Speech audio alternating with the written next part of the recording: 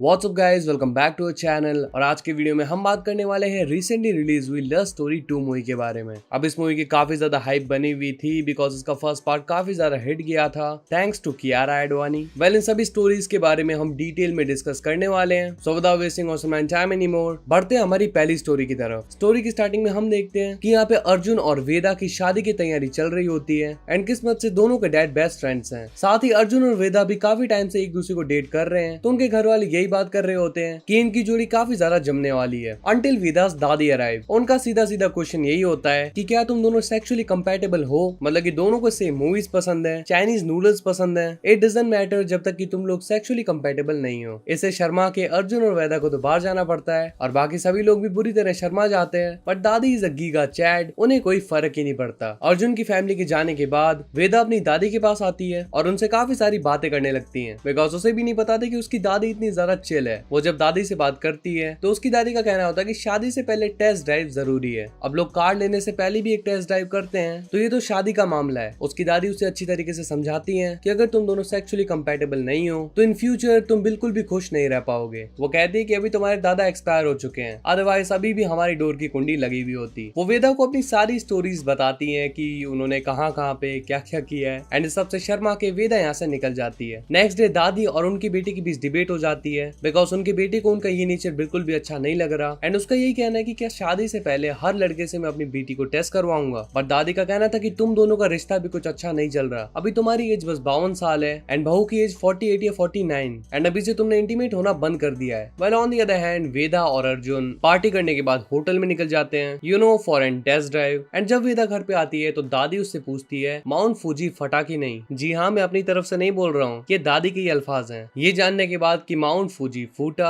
दादी आज की दोनों फूटे ना, बट नहीं, वेदा का माउंट फूजी नहीं फूटा। इस पे दादी का ओपिनियन होता है कि तुम्हारी जोड़ी परफेक्ट नहीं है। वेदा उन्हें बताने की कोशिश करती है कि हमारा रिलेशन बिल्कुल ठीक है, बट दादी ये मानने के लिए तैयार नहीं है। दादी को दोनों माउंट फूजी फटना मांगता है। देन आफ्टर फ्यू डेज वेदा और अर्जुन दादी के पास आते हैं एंड उन्हें बताती है कि माउंट फूजी फट गया। ये देख के दादी भी बहुत ही ज्यादा खुश होती है कि वो दोनों सेक्सुअली कंपैटिबल हैं एंड उन्हें बताती है कि शादी में इंटीमेसी कितनी ज्यादा इंपॉर्टेंट है। तुम लोगों का कितना भी ज्यादा झगड़ा हो जाए, लेकिन अगर तुम सेक्सुअली कंपैटिबल हो, एक को दूसरे की लत लगी हुई है, तो तुम दोनों कभी भी एक दूसरे को छोड़ के नहीं जाओगे एंड अगर जाओगे भी तो इन यादों को याद करके वापस आ जाओगे। आफ्टर दैट उन दोनों की शादी हो जाती है और इसी के साथ पहली स्टोरी यहीं पे खत्म हो जाती है। Now let's start our second story. Second story है एक इशिता नाम की लेडी की। एक दिन जब वो ऑफिस से अपने घर पे पहुंचती है तो वो देखती है अपनी मेड सीमा को उसके हस्बैंड के साथ सेक्सुअली इंटीमेट होते हुए। ये देख के वो बाहर आ जाती है एंड सीमा और उसके हस्बैंड के जाने के बाद वो वापस से घर के अंदर जाती है, लेकिन वो सीमा को काम से नहीं निकालने वाली, बल्कि वो इस चीज को एंजॉय करती है। वो सीमा को इसके बारे में कुछ नहीं बताती एंड हर दिन 3 बजे अपने घर पे पहुंच जाती है ताकि वो सीमा और उसके हस्बैंड को इंटीमेट होते हुए देख सके। एक्चुअली उसे किसी को इंटीमेट होते हुए देखने में बहुत मजा आता है। अभी एक दिन का सिलसिला नहीं होता है एंड हर दिन वो उन्हें ऐसे ही देखने लग जाती है। एक दिन जब वो घर पे जल्दी आ जाती है तो सीमा, जो कि उसकी मेड है, उसे भी पता चल जाता है कि इशिता उन्हें इंटीमेट होते हुए देखती है, बट उसे इससे कोई फर्क नहीं पड़ता एंड उसे उल्टा मजा आता है। अब यहाँ पे एक ऐसा सिनेरियो बन जाता है जहाँ पे इशिता को 2 लोगों को इंटीमेट होते हुए देखने में मजा आ रहा है एंड वही सीमा को किसी के साथ इंटीमेट होते हुए किसी को दिखाने में मजा आ रहा है। दोनों अलग अलग तरीके से मजे लेने लगते हैं, लेकिन एक दिन इशिता को छिपकली दिख जाती है और इसी वजह से वो चिल्ला देती है। उसकी आवाज सुन के सीमा और उसका हस्बैंड बाहर आते हैं एंड यहाँ पे उन दोनों ने ही एक दूसरे को पकड़ लिया। इशिता सीमा पे गुस्सा करने लगती है कि आखिर तुम लोग मेरे घर में क्या कर रहे हो। सीमा इशिता पे गुस्सा होने लगती है कि मैं जो भी कर रही हूँ अपने हस्बैंड के साथ कर रही हूँ एंड तुम कौन होती हो हमें ऐसे ही देखने वाली। लेकिन इशिता भी खुद को काउंटर करके बोलती है कि एक तो मेरे घर में मेरी बेड पे उल्टे सीधे काम कर रहे हो एंड उसके बाद मुझे आंखें दिखा रहे हो। ऐसा लग रहा होता है कि उन दोनों में से कोई एक तो फीका पड़ेगा, लेकिन सीरियसली गाइस, इन दोनों की एक्टिंग इतनी लाजवाब है और साथ ही डायलॉग डिलीवरी भी इतनी सही रहती है एंड कोई भी यहाँ पे फीका नहीं पड़ता। और धीरे धीरे ये रूमर्स फैलने लगते हैं दैट इशिता अपनी मेड और उसके हस्बैंड को आपस में इंटीमेट होने देती है and she used to watch her. इसके बाद उन दोनों की जिंदगी फीकी पड़ जाती है। इशिता और सीमा दोनों को अपना प्लेजर नहीं मिल रहा था बिकॉज सीमा के घर में बहुत ही लिमिटेड स्पेस है और उनकी एक बड़ी फैमिली होने की वजह से वो लोग अपने घर में इंटीमेट नहीं हो पाते हैं। दैट्स व्हाई वो इशिता के घर पे आते थे एंड इशिता, जो कि उन्हें देख के एंजॉय करती थी, अब वो ऐसे ही किसी को देख के एंजॉय नहीं कर सकती। लेकिन एक दिन वो लोग सब्जी लेते हुए एक दूसरे को देख लेते हैं एंड यहाँ पे दोनों ही एक दूसरे को सॉरी कहते हैं। इसके बाद फिर से सीमा इशिता के घर में मेड का काम करने लग जाती है और फिर उनका वही रूटीन वापस से चालू हो जाता है। Now let's move on the third story. और इसी स्टोरी का आधे से ज्यादा लोगों को इंतजार था क्योंकि ये है तमन्ना भाटिया की story. So let's begin. Vijay नाम का बंदा अपनी कार में अपनी गर्लफ्रेंड से मिलने के लिए जा रहा था एंड तभी उसे पता चलता है कि उसे मीटिंग के लिए वापस जाना पड़ेगा। फिर वो अपनी वाइफ अनु को कॉल लगाता है और उससे इस सब के बारे में डिस्कस करता है। वैली कंपनी अनु के डैड की, तो विजय उसे टॉन्ट मार रहा होता है कि तुम्हारे बाप को समझा दो कि मुझसे पूछे बिना कोई डिसीजन ना लिया करें। जी हाँ, इस इंसान की एक वाइफ है और ये अपनी गर्लफ्रेंड से मिलने जा रहा है। बीच रास्ते में इसका एक्सीडेंट हो जाता है और अब उसकी कार स्टार्ट नहीं हो रही। मजबूरन उसे इसी गांव में जाना पड़ता है एंड यहाँ पे जाके वो एक मैकेनिक से बात करता है और उसे कहता है कि जाके मेरी गाड़ी ठीक करो। वेल, वीएफएक्स सच में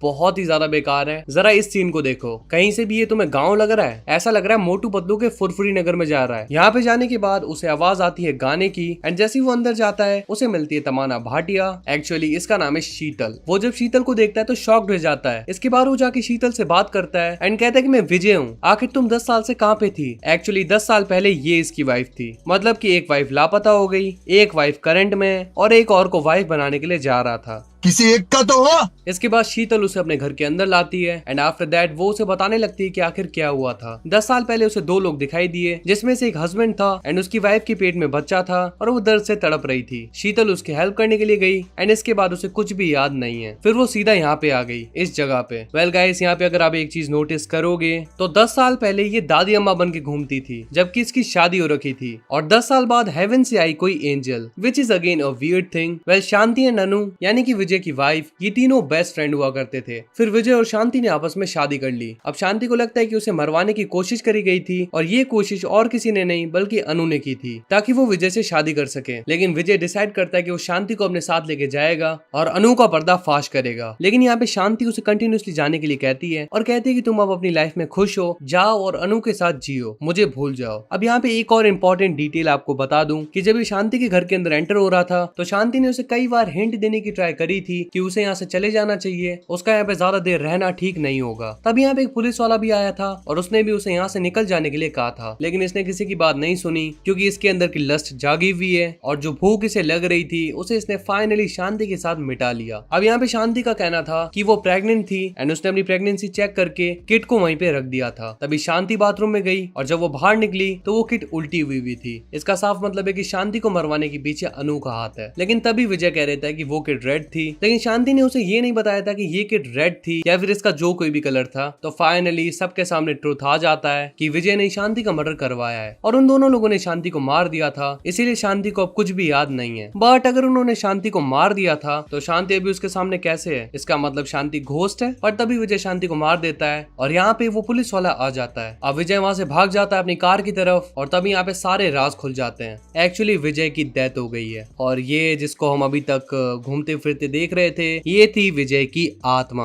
जब वो अपनी बॉडी को देखता है तो एक ही जगह पे बैठ जाता है और तभी यहाँ पे शांति आ जाती है एंड अभी वो हेवन से आई कोई एंजल नहीं थी बल्कि 10 साल पहले वाली शांति, हाँ दादी अम्मा वाली शांति। वो कहती है कि मैंने तुम्हें कहा था ना निकल जाओ वरना फंस जाओगे। एंड फाइनली ये स्टोरी भी यहीं पे खत्म हो जाती है। सच में यार इसके वीएफएक्स बहुत ही ज्यादा बेकार थे। मतलब ऐसा लग रहा है कि यार इनके पास बजट था ही नहीं। वेल बजट नहीं भी था तो भी एटलीस्ट किसी रियल जगह पे जाके शूट कर लेते। ऐसा फुरफुरी नगर बनाने की क्या जरूरत थी? So let's start the love story. इस स्टोरी में हमें दिखाई गई है एक चंदा जो कि पहले एक प्रोस्टिट्यूट का काम करा करती थी, लेकिन एक अमीर आदमी उससे शादी करके उसे अपने महल में ले आया और तब से वो उसे बहुत ही बुरी तरीके से ट्रीट करता है, उसकी बिल्कुल रिस्पेक्ट नहीं करता और बस यूं ही पैसे उड़ाता रहता है। चंदा की खुद की तो कोई लाइफ बची नहीं है, लेकिन वो चाहती है कि उसका बेटा इंग्लैंड जाए और वहां पे जाकर वो अपनी एजुकेशन कंटिन्यू करे। लेकिन उसका हस्बैंड ये चीज नहीं होने देगा। उसका हस्बैंड एक बहुत ही बड़ा अय्याश है जो कि औरतों की सहमति के बिना ही उनके साथ इंटीमेट हो जाता है और वो अपने बेटे को इंग्लैंड भेजने में बिल्कुल भी इंटरेस्टेड नहीं है। अपने हस्बैंड के टॉर्चर से परेशान होकर एक दिन चंदा अपनी फ्रेंड को कॉल लगाती है जो कि उसके साथ प्रोस्टिट्यूट का काम करा करती थी एंड अपनी फ्रेंड से उसे पता चलता है कि एक प्रोस्टिट्यूट एरिया की एक प्रोस्टिट्यूट को बहुत ही बेकार बीमारी हो गई है और बहुत ही छोटी उम्र में वो मरने वाली है। नाउ आई गेस ये एड्स की बात हो रही है और ये समय दिखाया गया है काफी पहले का,